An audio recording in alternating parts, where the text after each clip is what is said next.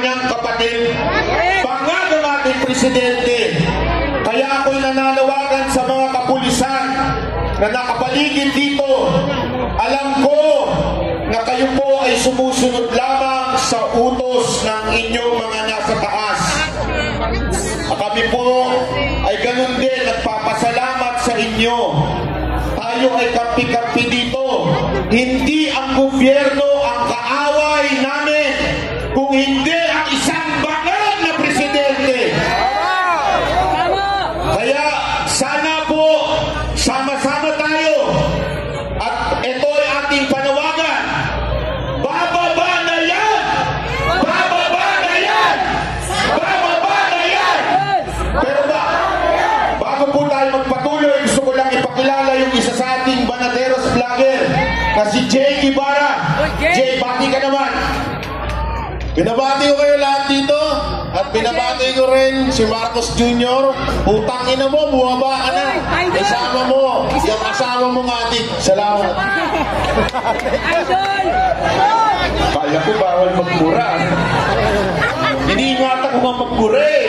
Anyway, yun lamang po. Ako nagpapasalamat sa lahat ng organizer dito. Alam nyo, napakahirap po na mag-organize ng mga ganitong pagtitipon dahil alam nyo naman, kaliwat kanan ang pananakot ng gobyerno. Kaliwat kanan ang demanda.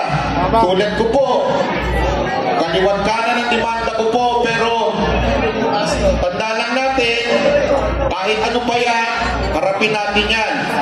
Kaya ako'y nagpapasalamat din sa ating mga husgado dahil tinitingnan nila ng tama. Dismiss na po ang kaso ko kay Trillanes. Dismiss na po ang kaso ko kay Torre. Yung 4 na kaso ko kay Sandico. Mukha namang madidismiss na rin dahil ayaw na umuwi. Isa na lang, kay Ontiveros na lang. Pero okay lang yan. Dahil alam naman natin, nasa katotohanan tayo, hindi tayo nagsisinungaling, hindi tayo gumagawa ng kwento, tayo ay para sa bayan lang at alam natin naman na madidismiss yan.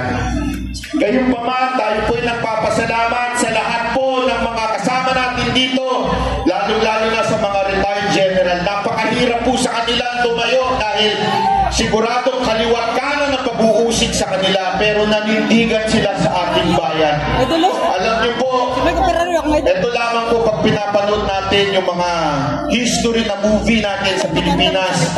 Di ba ho, nakita natin ang pinagdaanan ng mga bayani natin.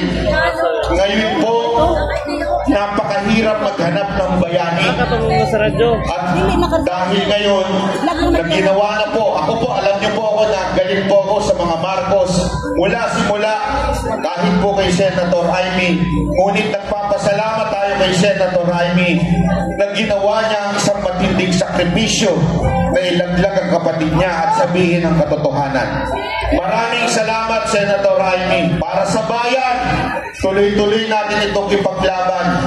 At alam nyo, marami tayong balita na talagang unti-unti na nag-withdraw ng support ng ating mga uniform personnel. Alam nyo po, lagi nyo lang tatandaan at huwag kakalimutan. Sabi nga nila, yung amin daw ni Zaldico ay tiniming daw ni Zaldico. Hindi po ako naniniwala doon. Ang nag-timing po nito ay walang iba kundi ang Panginoon. Nagsalita si Marcos na 5,500 ang flood control project na success niya. Kinabukasan, binagyo at tumuha. Panginoon na po ang nagigising sa bawat Pilipino. Kaya nga po, patuloy tayo. Humihingi ako sa inyo ng isang bagay lang. Mapayapa at legal na paraan. Dahil sabi nga nila, sinisisi nila ang Iglesia ni Cristo.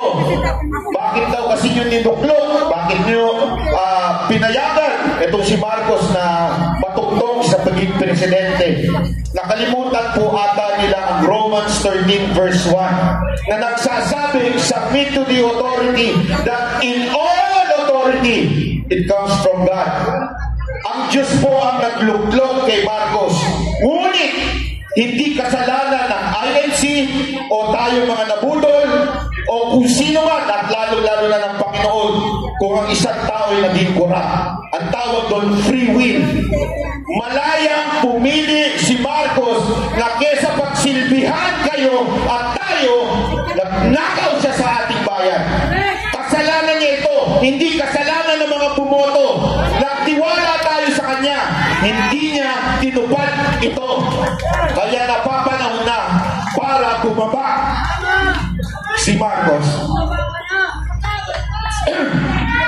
Maraming salamat po sa inyo lahat. Thank you po.